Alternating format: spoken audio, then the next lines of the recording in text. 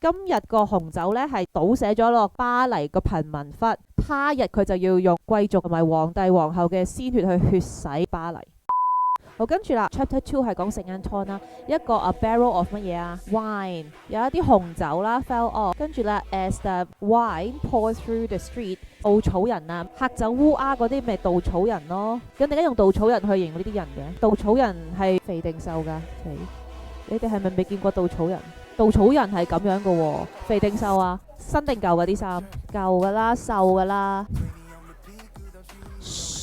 所以係形容咧呢啲人啊，好似稻草人咁又瘦啦，衣衫襤褸啦，瘦骨嶙峋啦，冇啖好食啊，跟住就嗌啦，哇有酒飲啊！佢哋成世都可能未見過酒啦，成世都冇飲過酒啦，所以咧就 threw himself on the ground，OK 就係跪地飲啦。咁 A 係代表咩啊 ？Blood。OK， 喂，我明明閱讀你雞寫咗勁大個 blood 字，你冇得唔識喎？呢個啊就係話今日佢哋飲嘅係酒啦，他日佢哋飲嘅就係貴族嘅血啊。